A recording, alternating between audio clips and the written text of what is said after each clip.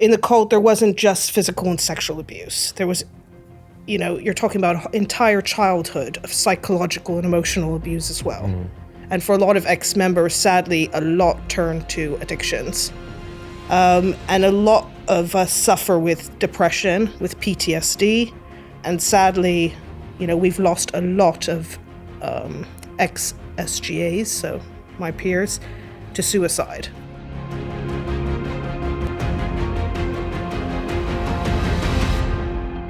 Hi and welcome to this episode of Extraordinary Lives, the podcast from LADbible. I'm Ben-Powell Jones, and today we're joined by Natacha Tormey. Natacha, it's great to have you here. Thank you. For anyone who isn't aware of who you are, would you mind giving a brief introduction?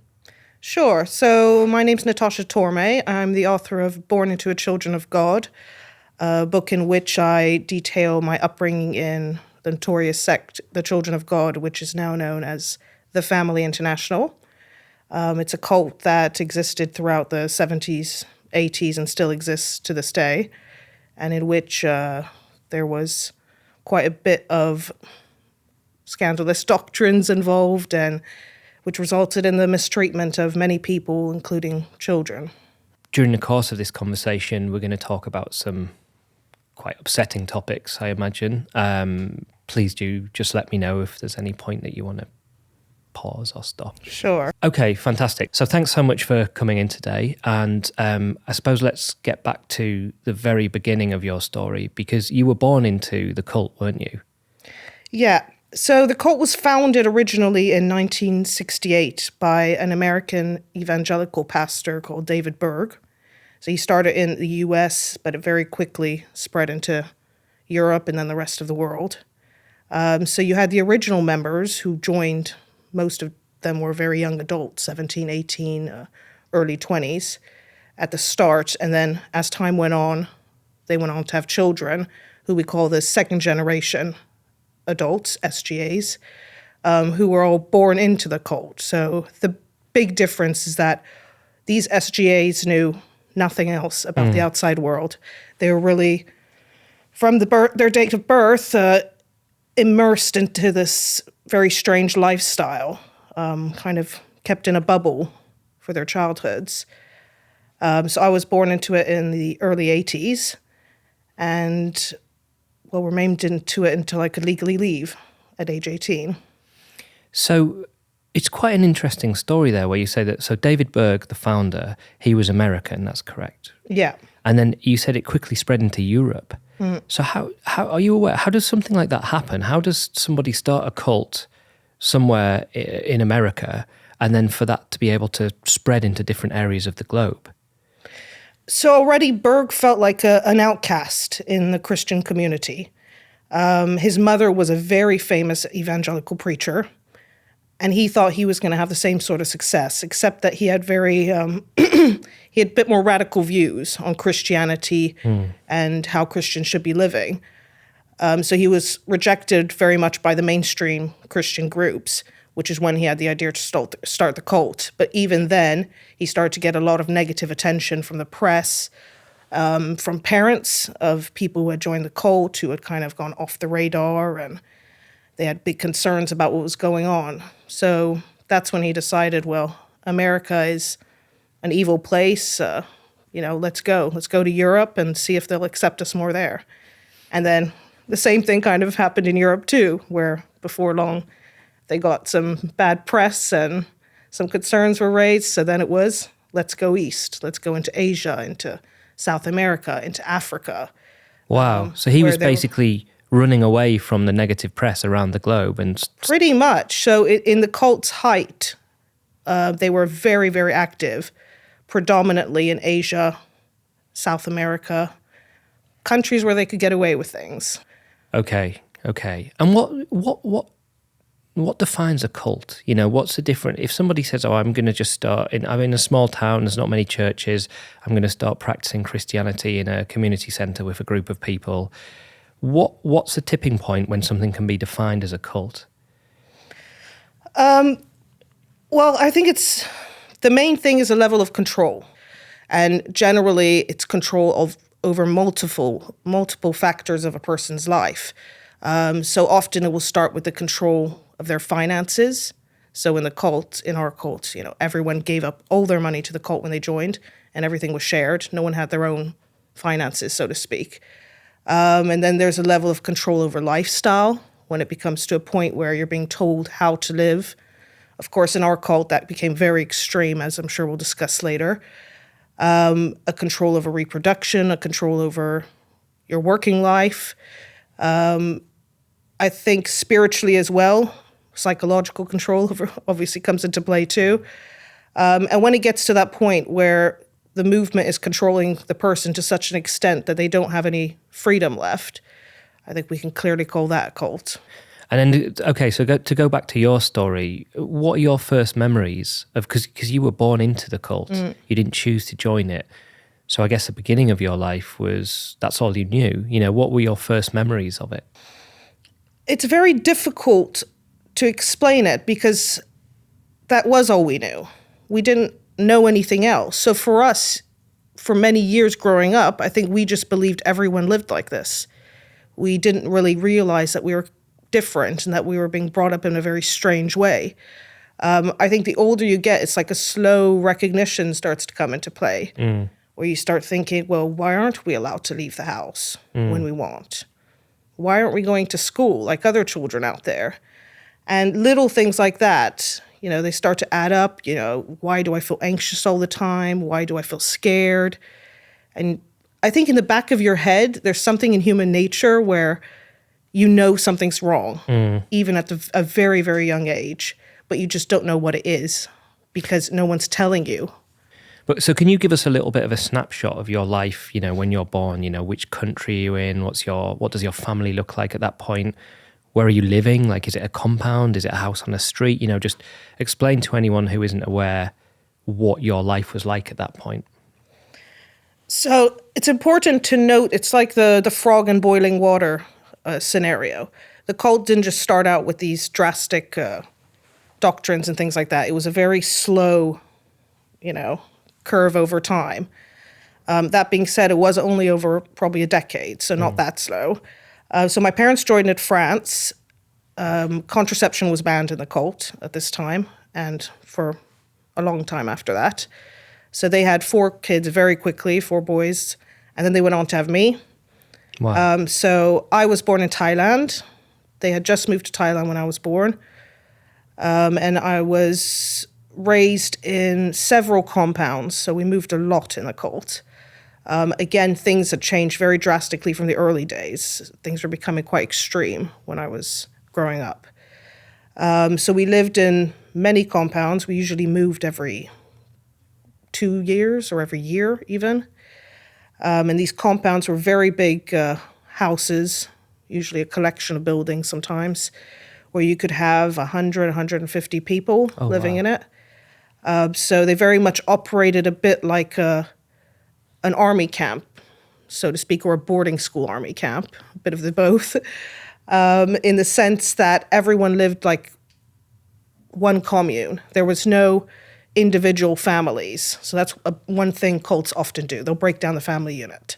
Because if you can't trust your own family and you can't unite with your own family, all your trust is going to the leader.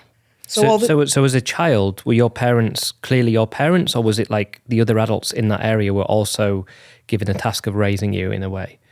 Yeah, so you knew who your parents were, but everyone was your parent. So all the other adults you would call uncle and auntie. And they had as much right to discipline you as anyone else, to tell you what to do, etc. So because we were so many children, about 60 to 70% of the population at its height was children. Wow. Because contraception was banned. Sure, yeah.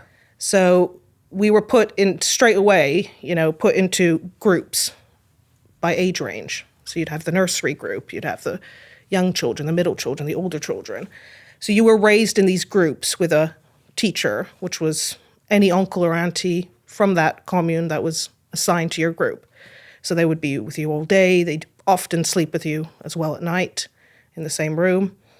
So you're kind of raised in that kind of environment where there was no like individual family. You'd see your family only once a week on the Sunday. The rest of the time you were permanently in this group, separated from your parents, separated from your siblings, and kind of raised in this boarding school type environment, which, I always say was for me a very, very sad upbringing, because there were so many people around you, but you were so lonely. So what was it that made you lonely? If you're saying you were surrounded by a load of people and actually you had more access to adults that were in a sort of educational and parental role, what was making you feel lonely?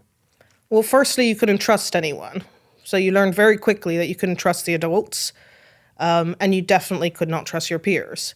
So they created this environment of reporting on each other. Your only loyalty was to God, Jesus, the cult leader, the shepherds of the home. That was it, and your teacher of your group. So if another kid did something wrong, you had to go report on them, say what they did. They'd get badly punished for it.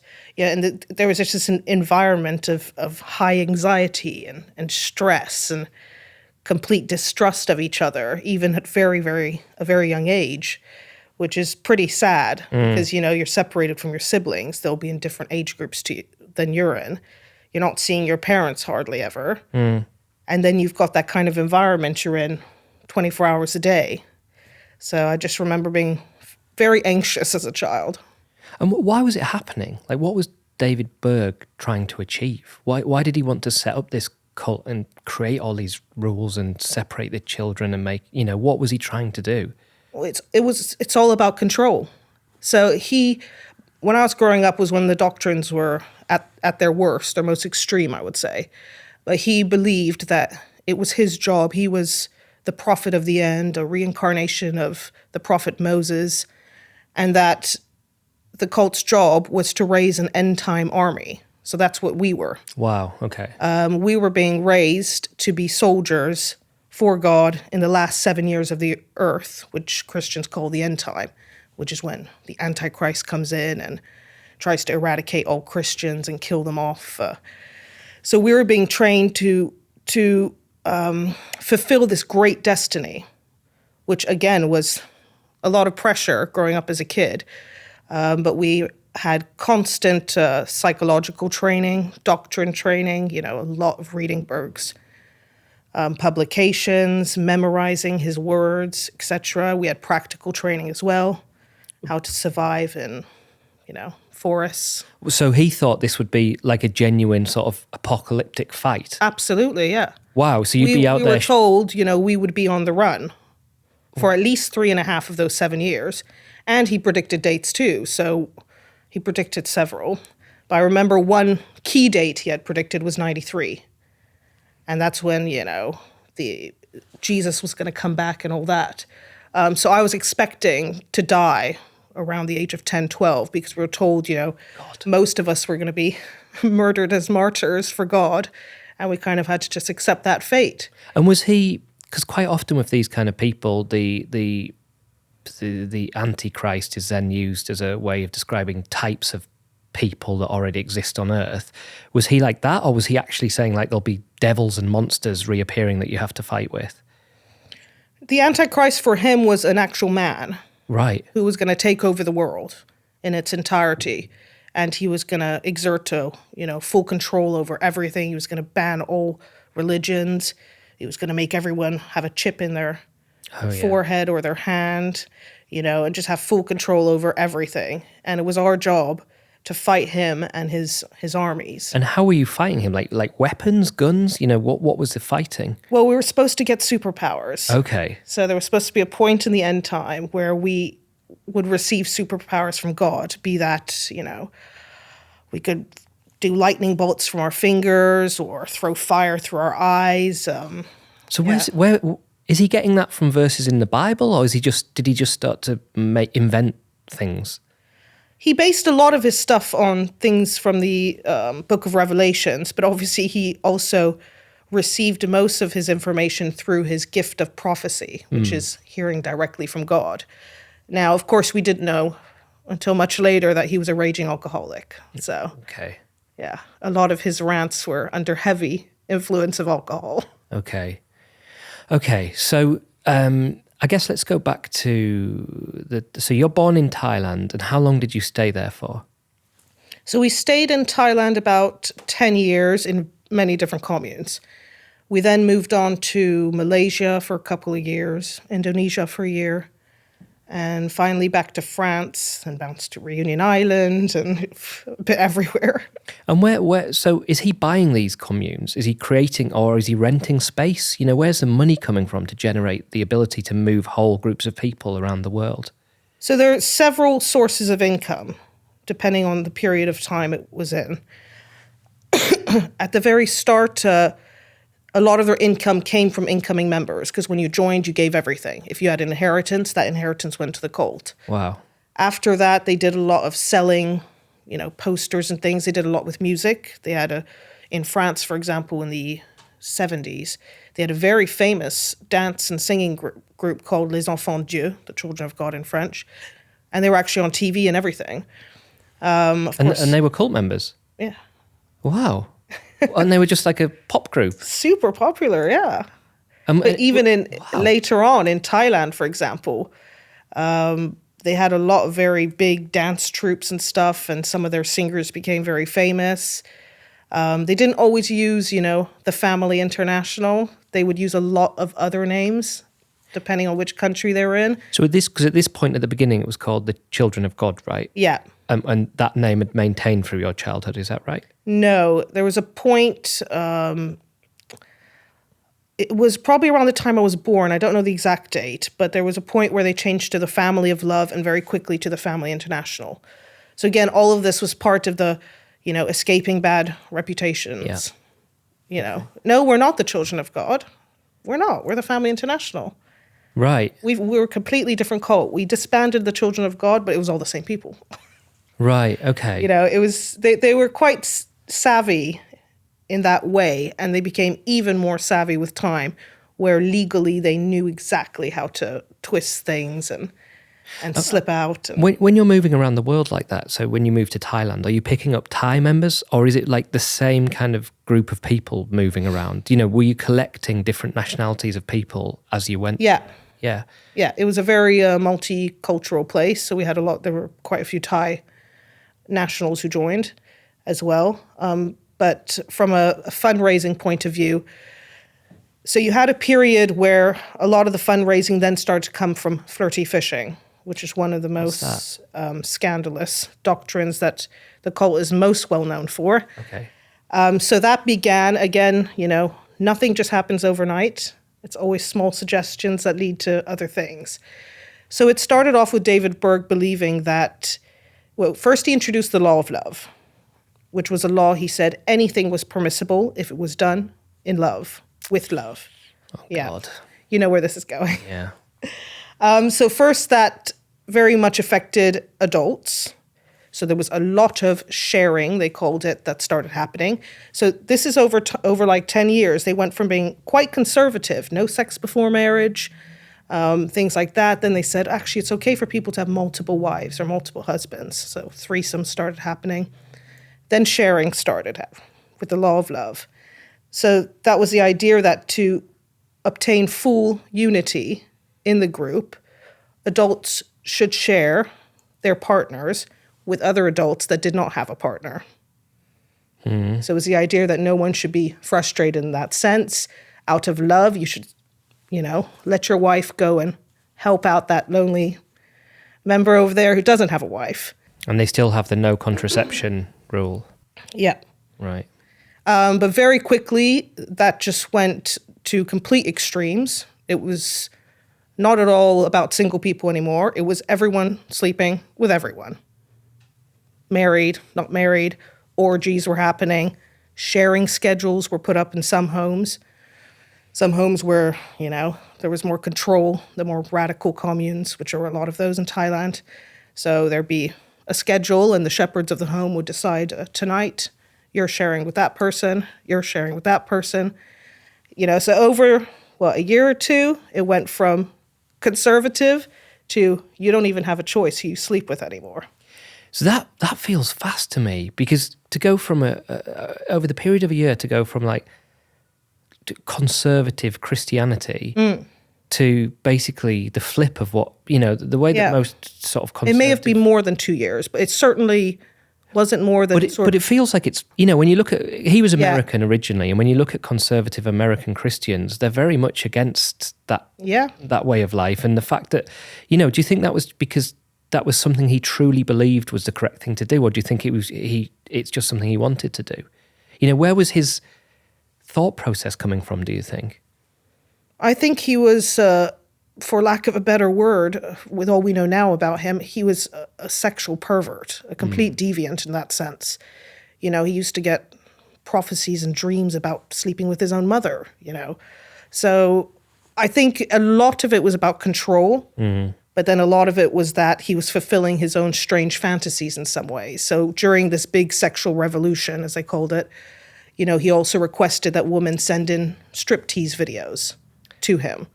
And he would write these letters detailing exactly what he wanted them to do, And I don't want you to show me everything straight away, and in detailed instructions. So all the loads of women around the world, and even sadly some children, were sending in these dance videos to him. This is Ben-Powell Jones. We're just going to take a break from today's episode to talk about one of our sponsors, BetterHelp. This show is brought to you by BetterHelp. How much time do you spend on yourself in an average week? So easy to get caught up in what everyone else needs from you and never take a moment to think about what you need from yourself. But when we spend all of our time giving, it can leave us feeling stretched thin and burned out. Therapy can give you the tools to find more balance in your life so you can keep supporting others without leaving yourself behind. Therapy is something I've used several times in my own life. I think sometimes we think it has to be for huge events or massive changes, but I like to just use it every couple of months or a couple of times a year, check in on myself. If anything's feeling like a struggle, book a few sessions, top myself back up. Visit betterhelp.com/minuteswith today to get 10% off your first month. That's betterhelp, HELP.com/minuteswith. Now back to the episode. And at this point, this is still because God wants this to happen, because this is going to help us in the fight, or has it become something different? Oh, that's still going on, Yeah. the whole end time thing. Yeah. But this is all about unity and love. We are the Right. family of love. Okay. So then sharing went a step further into flirty fishing. So then Berg again slowly introduced it, saying, "Oh, my wife and I, Karen Zerby, are doing this experiment where at night we're going to clubs, and she's showing God's love to lonely businessmen who are there." Yeah. And it started with, just talking to them and dancing with them. And then very quickly the experiment went further and she was actually sleeping with them. And so it became, this is really successful for us. So, we'd like you guys to start this too. And the purpose was to recruit people to the cult, or just to do it? Well, at the beginning, yes. It was really about showing God's love and, potentially trying to recruit someone to the cult. But, demonstrating God's love in a physical way. Right. Okay. So, and then that, was so successful that it became means of fundraising. So it wasn't just flirty fishing, it was escorting services called ESing, where they were actually being paid as escorts as well and expecting donations in exchange for their time and whatever services they were providing. And you have to understand the concept of groupthink to understand how you can get to such an extreme. And there were people who left along the way, but the majority stayed. And if you understand the way groupthink and psychological coercion work, then you understand why all these people stayed, because they were just in that environment where if you dared to go against it, you were an outcast. And I guess at this point, I mean, maybe I'm wrong, but I'm imagining that the men weren't doing flirty fishing. Yes, they were. They were. So majority was women, because obviously yes, that was the more successful side of things. But yeah, the men would do it too. So the doctrine at that point was that everyone had to go out to clubs and do their best to sleep with people in the hope of getting a donation for the cult. Yeah, not everyone would. There were some homes where they didn't like the practice as much as others, but certainly the more active and more dedicated communes, it was a big operation, basically. It was like every night you had your core FFers or ESers that would go out, and they'd be accompanied by some guys to, for protection. And Then you had the people who obviously weren't as successful at it, be it because they just didn't have the looks for it, who would stay home and take care of things at home. But they, through FFing, flirty fishing, they met a lot of powerful people as well. Lawyers, politicians, members of the army, generals, things like that, who later would go on to protect them and, shield them a little bit from when the rumors started coming out again and things like that in certain countries. I mean, I know there were someone I lived with had a Arabic prince as well, who was on her FFing schedule, who would, just give her handfuls of jewels. God. Yeah. And what do you think what was the draw to an outsider to join a cult like that? Like, because what you're describing, it sounds awful. It sounds like no control over your life, no control over your finances or your home or your family. So if people are born into it, obviously no different. But if people are outside that looking in and get invited to join it, what's the draw for an adult to see that and go, okay, yeah, that seems like a positive way to live my life? Well, firstly, they never showed that side to the world. Their facade that the public saw was so different. It was black and white. To the outside, we looked like this really lovely group of people who were just trying to do good for God. We did a lot of humanitarian work as well as part of our fronts. So from the outside, we looked like people who were really just there to help, help people who were poor, help orphanages, schools, and things like that. But also, by the time all the extreme doctrines came out, they already had their core membership. Okay. They didn't recruit very much. From the time I was a very young child, I don't remember there being many incoming new recruits. It was quite rare. And if there were, it was more in places like Africa and things like that, where, they weren't aware of what was maybe going on in the other more extreme communes of the cult.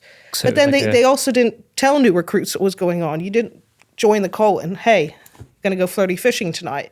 There was a whole process to join the cult. You started off babe status, where you could only read certain documents that were very clean, called the milk of the word, and they slowly built you up to the meat of the word.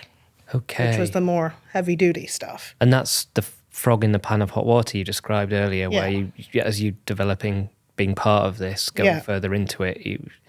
Okay, well, let's just go back a little bit to one of the more distressing aspects of that cult. There are quite widespread reports of child abuse within it. Yeah. Would you mind if we talk about that a little? Sure. Because with adults, there'll be huge brainwashing techniques going on, but they are adults. Mm-hmm. Obviously, with children who have less ability to make their own choices, it is more distressing. Can you tell us a little bit about that aspect of the cult? Sadly, as part of the sexual revolution came also Berg's suggestion that children should be able to experience sexuality from a very, very young age. So the way children were impacted was greatly affected by one particular book that was published. So you had Berg's letters that already started quite a wave. And it wasn't like pedophilia was happening out in the open or anything, but it basically gave permission and no rules for anyone who was that way inclined to go ahead and do it. And whether it was, there were some homes in which it was openly practiced. So I know there was some communes in Greece where it was open practice. Everyone knew it was happening. There were other homes, like the homes in Thailand, where I lived, where it was happening. Maybe some people knew about it but didn't say anything, but it was happening, and some knew, some didn't. It was kind of behind closed doors. But there was this one particular book that came out that was written by a woman called Sarah Keeley and co-written by Karen Zerby, who's the current leader of the cult, called The Story of Davidito. So Davidito was a child Karen Zerby had, who was born as a result of FFing, flirty fishing. But David Berg had kind of taken him under his wing and adopted him as his son. And he was kind of being raised to be the next king of the cult, so to speak.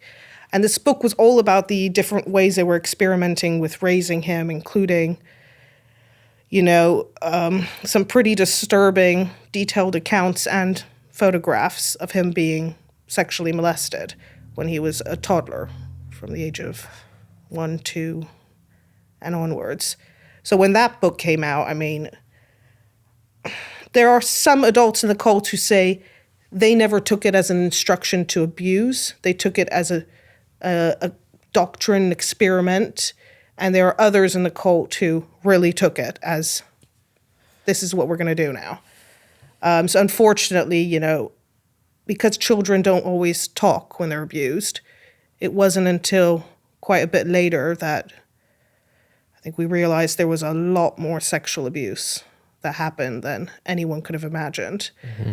And it was known at the time, because there was a point where they had to put their foot down and say stop, because I think there were some instances where very young girls got pregnant. Then also came AIDS and sexually transmitted diseases. So flirty fishing had to stop. And then further down the line, they kind of said, okay, we need to stop.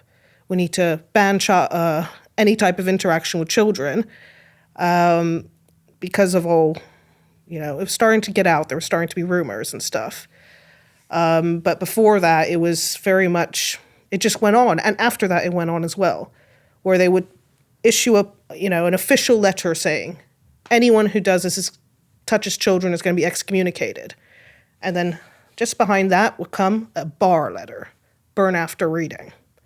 Guys, we've had to say this, and this happened all the time in the cult. We've had to issue this, because the world doesn't understand our doctrines. They don't understand what we're trying to do.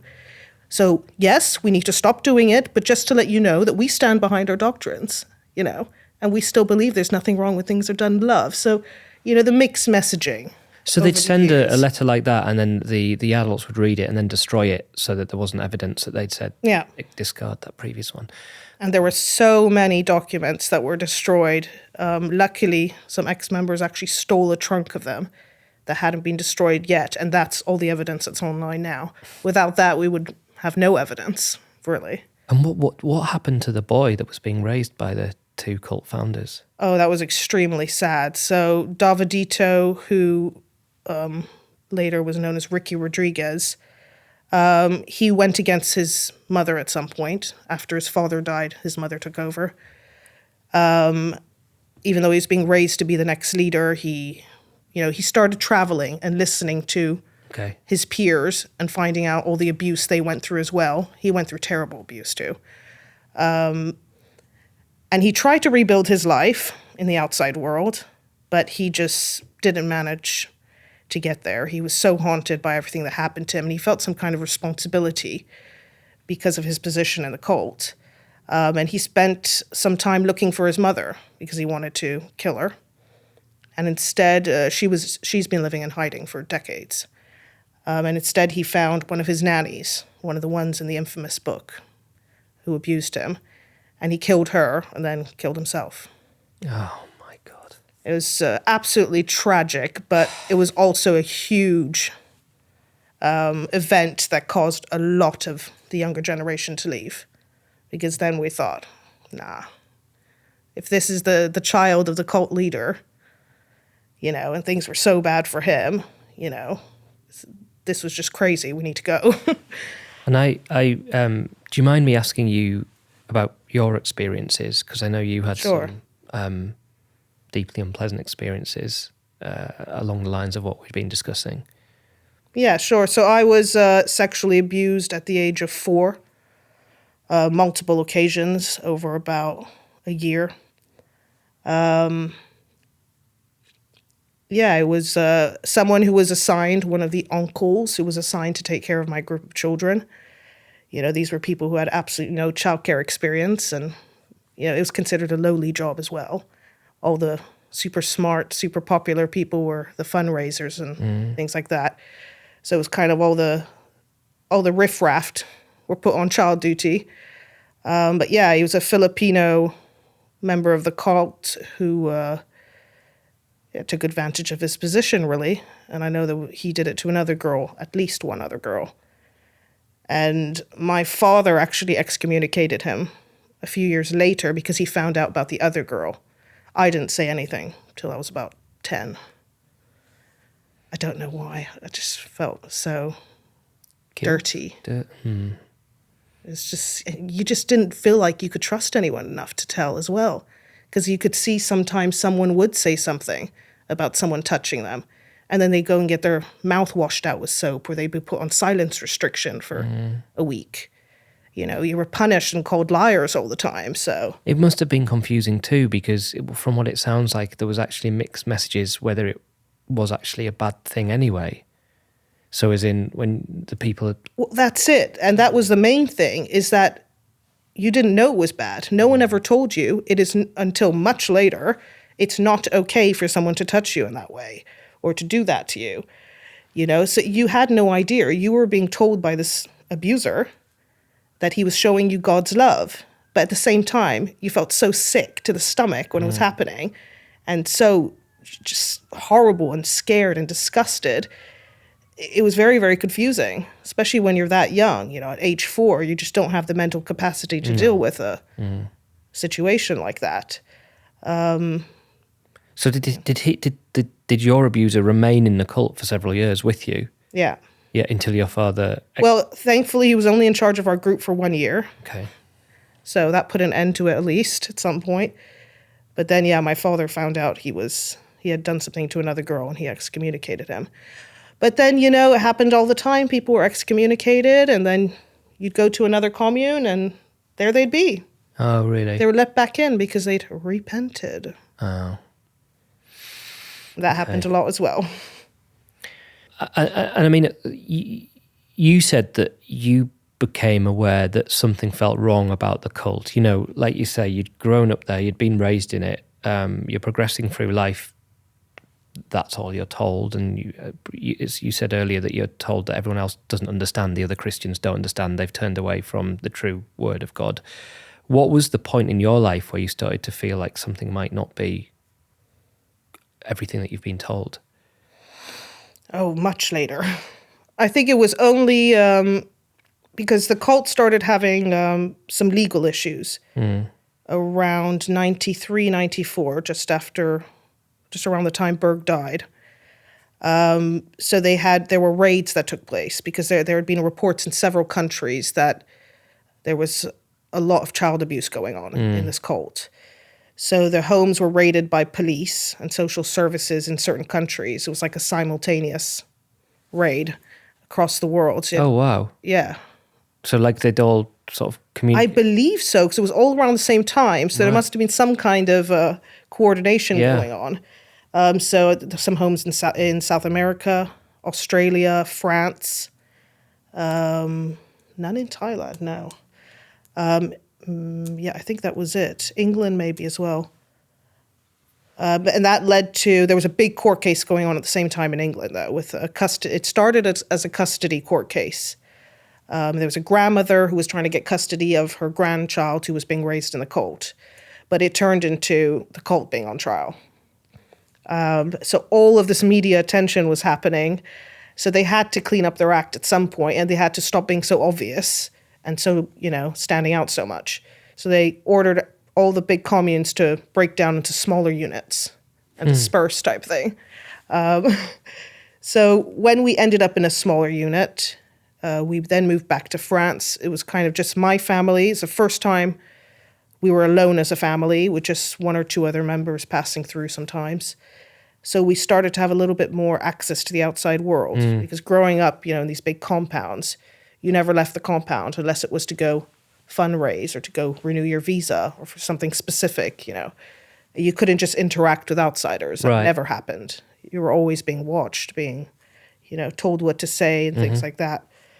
So when we started being able to actually talk to outsiders is when, you know, we started to realize, I was a young teenager by then, this is, the way we live is just really weird. Let me ask you a question there then.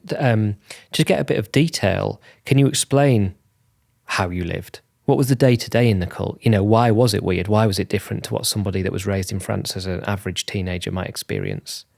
Already it was sort of military camp lifestyle. So you didn't leave the cult. You had your group. Had school in your group. All of our schooling was cult created. We had no access to outside music, Wow. books, films. There were a handful of those that we could access, but they had been chosen by the cult because they fit the cult's doctrines. So, on movies, for example, would be The Sound of Music, and Right, Jesus of Nazareth, and biblical stories and things like that. But there were very, very, very few things that we could access. Everything, because they were very successful in creating their own content as well. They actually started media companies and created videos for children, music videos for children. They created all sorts of, music tapes and videos and books, which they sold to outsiders as well, under different names, of course. Aurora Productions, Right. So it didn't say it was specifically from the cult. And that was a big way they made money for a long time as well. And through their subsequent magazines too, which they still do now. So you kind of had this complete bubble. Everyone who came in and out, everything was controlled. There was no access to anything. And day to day was regimented on the minute, you single file, march to your classroom for school time. Oh, wow. Single file to the canteen, the big room with all the tables. Because there were so many people, it was like... And when you're going to the classroom for school time, are you studying maths, English, biology, or is it, what kind of subjects? You had the studying? 3 R's, so reading, writing, arithmetics, and that was pretty much it. They taught science as in their own version of science, the biblical version, and all of Berg's opinion of what science was. They taught history in their way too. Their version of history or Berg's. So was that like how, when you say their science, was it no evolution, no dinosaurs? Oh, like God, no. Yeah. The Earth is only 4,000 years old. Right. Okay. That's science. Yes. So there was no curriculum, so to speak. It was Yeah. really, you were studying what Berg had written in letters over the years. I mean, he wrote thousands upon thousands of letters over the time he was leader on every topic imaginable, from day to day, every aspect of day to day life, down to how many pieces of toilet paper you could use. Oh yeah, that detailed. To how to raise your kids, obviously, to, what kind of diet you should have, what kind of exercise you should be doing. It's really, really regimented. And is that because he saying, because I'm just trying to understand, why if someone tells you how many pieces of toilet paper to use, is it because he's saying God's told me that that's correct? Or is it at this point, is he just a charismatic leader of the people and they just think, well, he's brilliant? Yes, well, he was the father of the people. So it was really like, I care so much about you. I want to make sure you're really living the way we should be living according to God's standards. And the toilet paper one is one that comes up often because it's so ludicrous. But that was really about waste. He hated waste. So he thought, you could take 3 pieces of toilet paper and use it for 7 different things before you threw it away. Yeah. My God.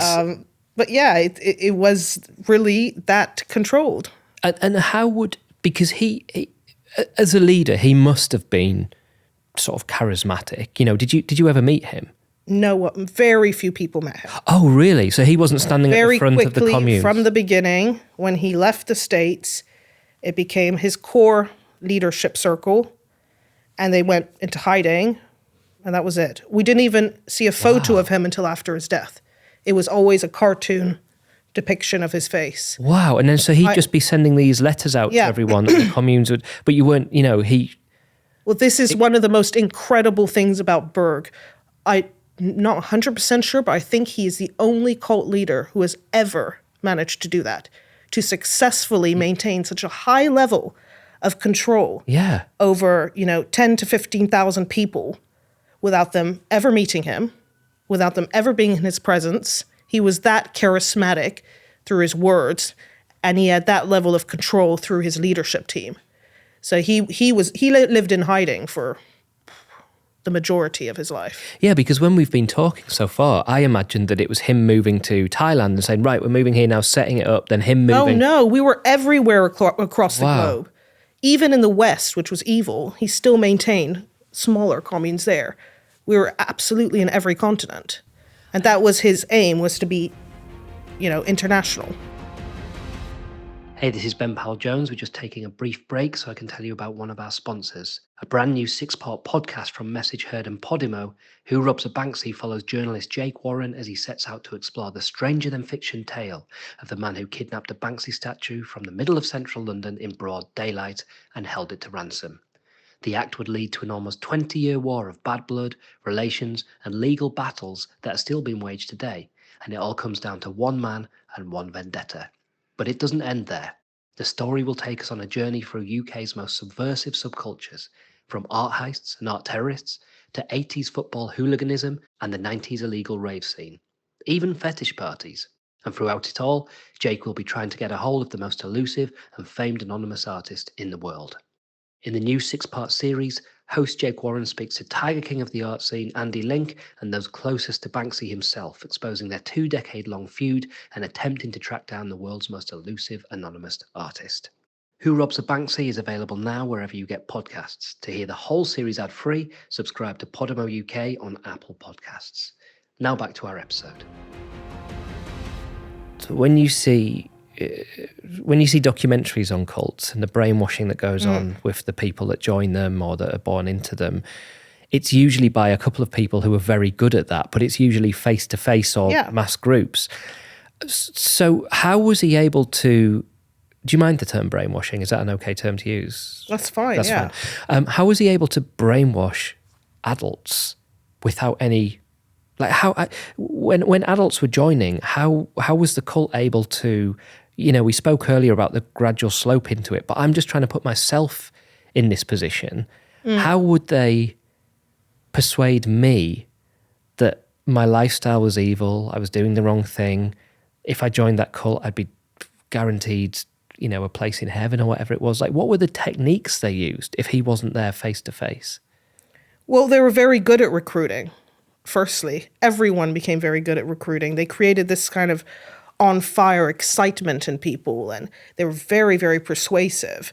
But he led through his leadership team, which he changed often to make sure no one got too powerful. Wow. There was a point in the height of the craziness where he just went, all you leaders are demoted. I'm putting a whole new structure into place. And they regularly restructured to make sure, That's there crazy. So there wasn't even a group of people that were constant leaders. It was some, yes, at the higher levels. So you had, his wife Karen Zerby, Peter Kelly, who's now her husband, her second husband. So you had some core people at the top that remained pretty constant, and he had his team around him. Quite a few followers who were there, running his show, and then he had his World Service offices, which would produce all the material, audio, visual material. And then he had, they called them different names over the years as they restructured, but he had his the latest term would have been visiting servants. So they were people who were in touch with some of the higher up people, and they would go out and visit all the communes very regularly to make sure bring the word things were going as they were supposed to, that people were following Berg's instructions. And these local leaders, as we can call them, they were really worshipped as well. They were seen as, wow. And were they friendly, kind people, or were they intimidating presence when they arrived to check up?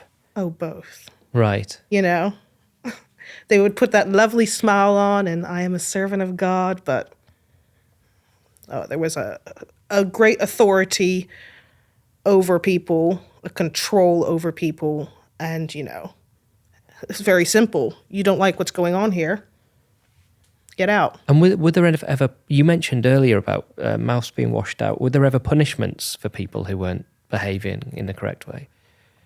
Well, for the adults, so as part of the control, you have to remember, due to contraception, families were big. Most people had. My parents ended up with 12 kids in the end, and that's not uncommon in the cult. But, wow. By this stage, as I was growing up, most families were 8, 9, 10 people already. And you were usually living in a foreign country. So some homes would take the passport, some homes wouldn't.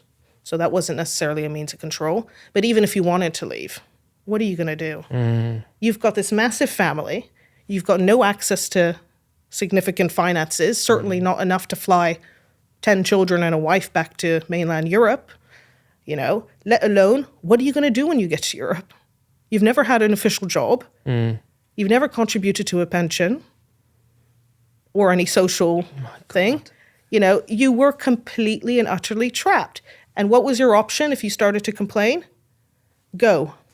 But your spouse and your children are staying. Oh, I see. So that's, going back to why you destroy the family unit. Because then the wife would be like, I can't give up serving God. If that's what you want, then you leave, but I'm staying with the children. And then the guy would be like, well, obviously I have no choice then.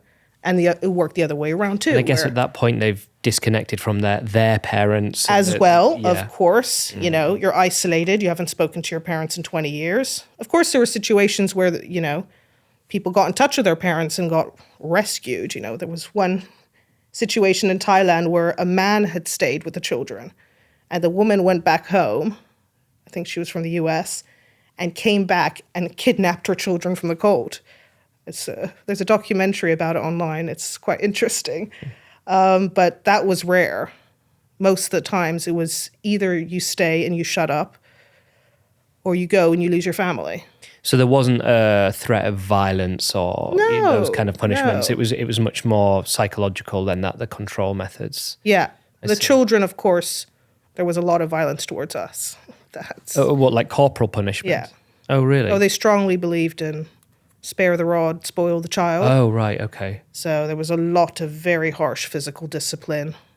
Even later on when the first group of children were becoming preteens and teenagers, they were starting to maybe show some signs of rebellions. They set up teen training camps, as they called them, where they got all these teenagers together and, put extra effort into making sure that they were staying on the right path that the cult wanted them to. So they would go through hours and hours. I never went to one. My older brother did. It was hours and hours of being read Bird's doctrines every day. Physical work to, make sure you were good and tired so you're more receptive. In some cases, like in Macau, I believe in the Philippines and in Japan, we now know there were literal forms of torture going on. Horrendous, from isolation to, the silence restriction, but to extreme levels where you couldn't speak for a month to anyone, and you had to walk around with a sign around your neck saying, I am on silence restriction, don't speak to me. There were forms of physical beatings and exorcisms that took place that were just completely beyond the realm of corporal punishments. And that was in the more extreme camps, detention camps, some of them were called.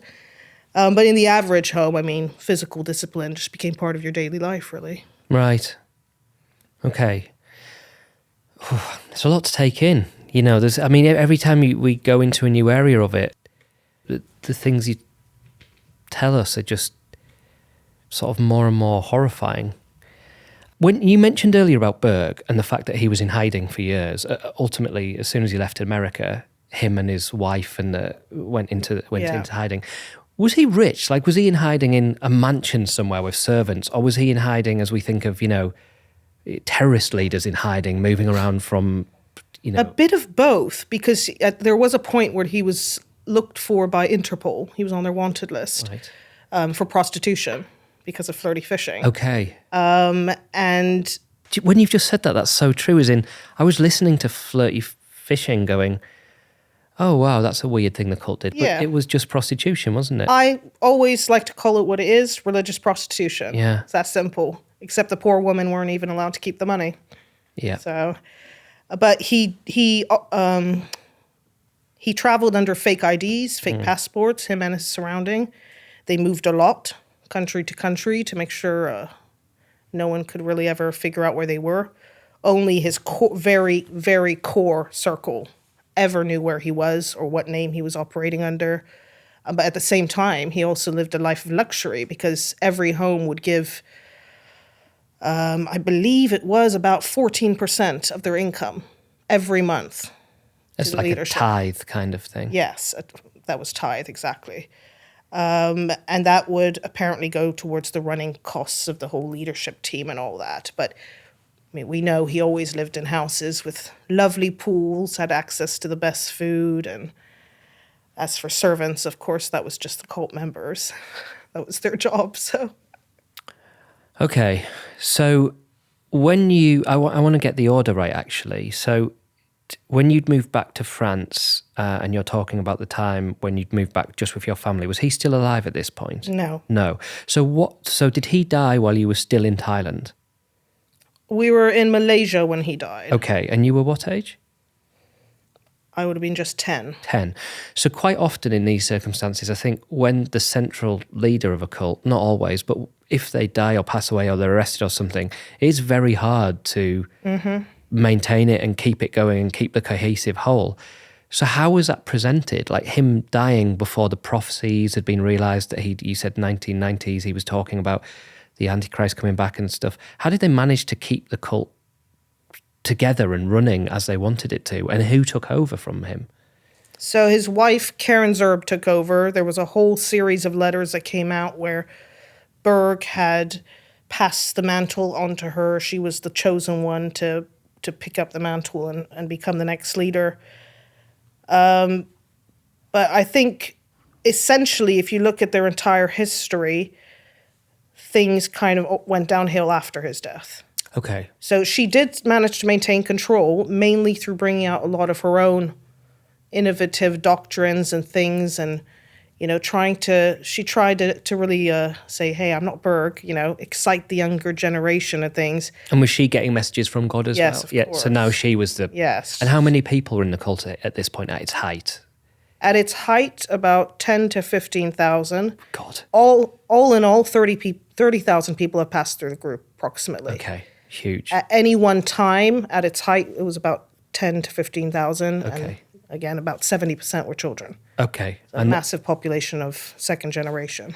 And so she's now saying, I've got a new way of doing it. God's now showing me the new, more, I don't know, what was it? What was the difference when you said she wanted to put her own stamp on it? What was different?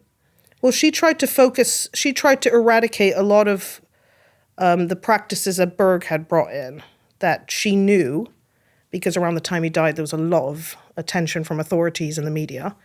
And she knew that in order for the cult to survive, they would have to kind of turn their back a little bit on Berg. But again, so what they had to do, for example, for the UK court case, so it was essentially the cult was on trial. They brought in all sorts of witnesses who talked about abuse they had lived through and things like that. And the judge ultimately, he wasn't, the court case was not about the cult officially.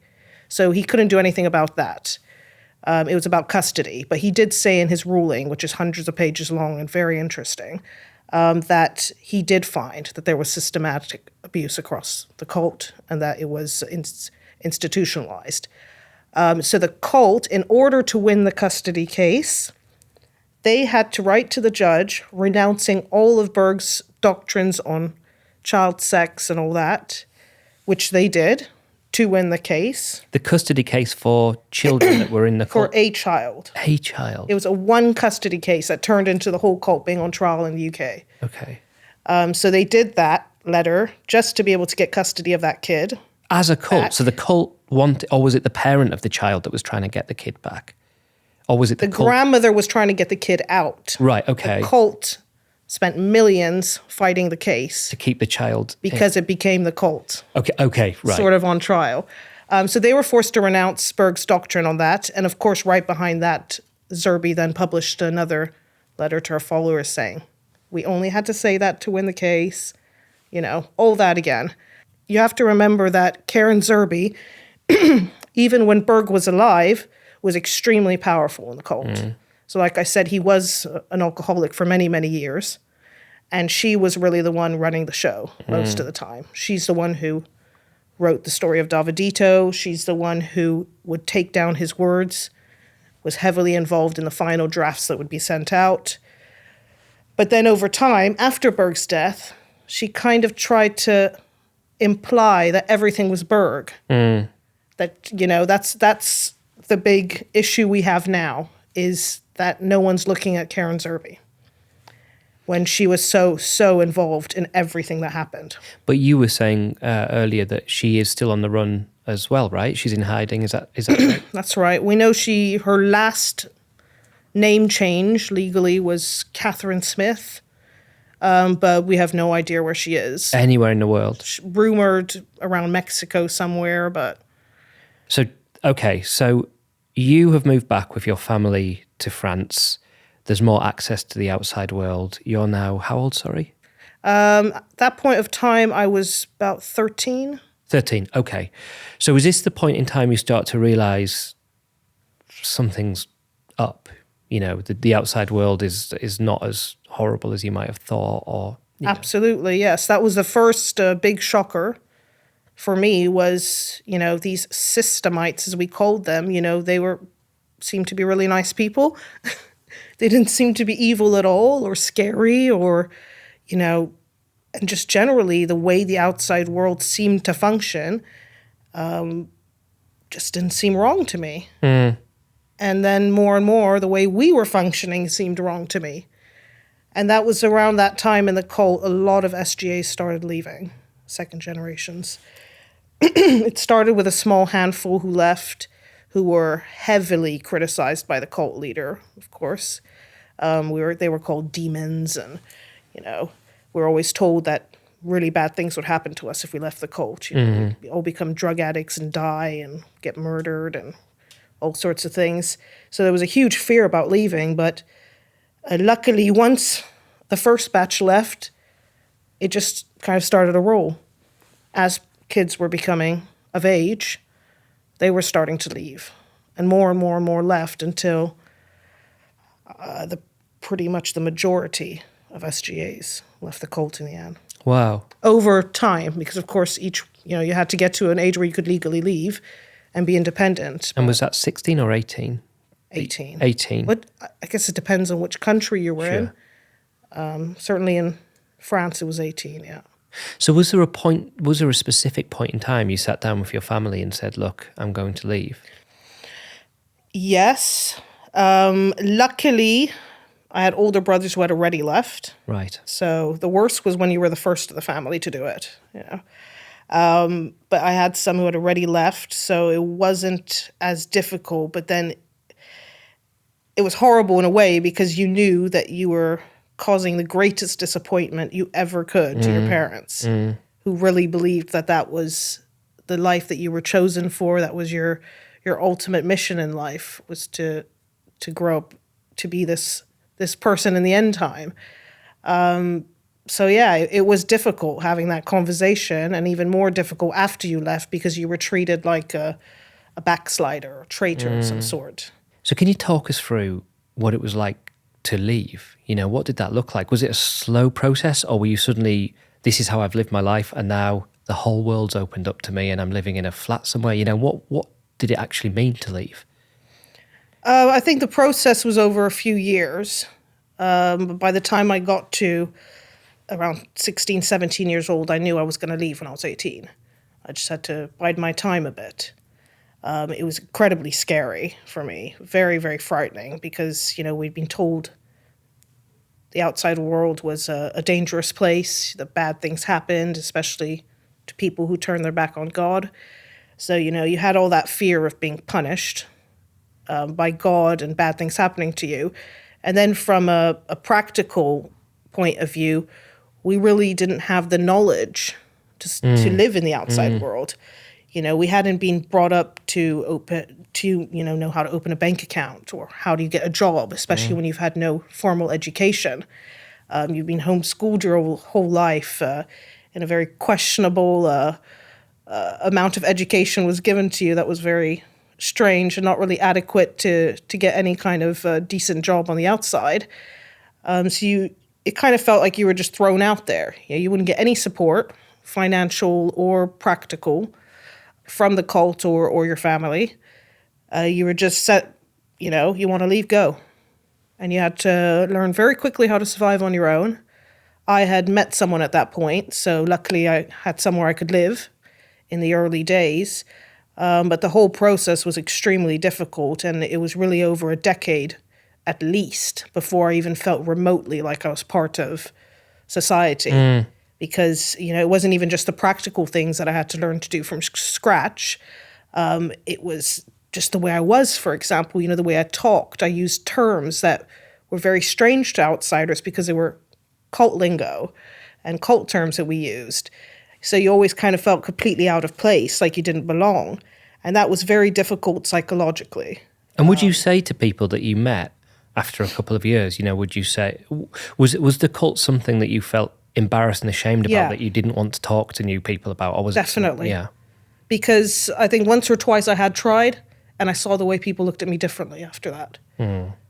I think now maybe not so much, but back then there was a perception that if you were from a cult, born or recruited into it, you were, a strange person. You were someone who was screwed up and someone who wasn't normal. I think with time now, I've learned to accept that there is a massive difference already between being recruited and being born into. Already, there was no choice. But secondly, I like to prove to people that you can have a past like that and be completely normal. But certainly the first years, very quickly I understood it was going to be a big secret I had to keep. So I had a whole fake story, because people would be like, why do you come from such a big family? I'd be like, oh, my parents are really Christian. And why did you grow up abroad? My dad worked for the embassies. I kind of made up this whole fictional past that I'd use to try and get away with the fact that I had a weird accent despite being French. And, just so many things just you had to explain away because you just couldn't tell the truth. Obviously, as I got to a point later where I felt part of society, I then moved on to a big stage of my healing, which was writing my book. And as I was writing that, that's when I started to get a bit more confident about speaking up and realize, this is not my shame to carry. Absolutely not. I had no choice in this. And the fact that I'm still alive right now when so many of my peers aren't, that's something I should be proud of. And when you say that your peers aren't, because of what? Why are they not? Well, a lot of ex-members, because, in the cult, there wasn't just physical and sexual abuse. There was, you're talking about entire childhood of psychological and emotional abuse as well. And when you get out into the world, it's very, very difficult to try and become part of society when you've grown up in such an alternative lifestyle. It's like being dumped on an alien planet and, and for a lot of ex-members, sadly, a lot turned to addictions. A lot, especially the first ones that left particularly, some of them had to go and get jobs as, strip teasers and things like that, for example, because they had no education, they didn't know how to make money. But a lot of people still did well practically and with jobs and things, but then had so much trauma from their past. And, we never talked about things like mental health in the cult. We feared psychologists rather than, seeing that they could be there to help. And a lot of us suffer with depression, with PTSD. And I think back in the days particularly, there were very few psychologists who were able to help cult members. They just didn't understand. And sadly, we've lost a lot of ex-SGAs, so my peers, to suicide. A lot. So we estimate now there's a minimum of 150 probably, closer to 200 and possibly a lot more, because when they leave the cult, often they'll, go and disperse and they never want to have contact with another cult member again. So the true number, we've been trying to keep some sort of record, and we know it's in the hundreds, and it's definitely over 100, but it's impossible to say how many.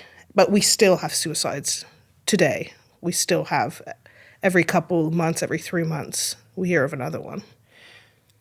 And in terms of that and the reasons for it, am I right in thinking that you've formed a group, haven't you, to try and bring some of these people to justice? Is that right? Well, myself and several other ex-SGAs, we got together and formed a group called the COG TFI Survivors.